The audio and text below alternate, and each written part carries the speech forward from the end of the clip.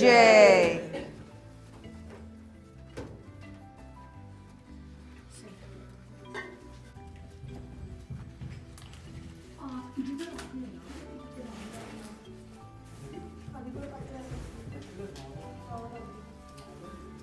ఎక్కడున్నామని ఆలోచిస్తున్నారా? మా హస్బెండ్ వాళ్ళ ఆఫీస్లో ఉన్నామన్నమాట.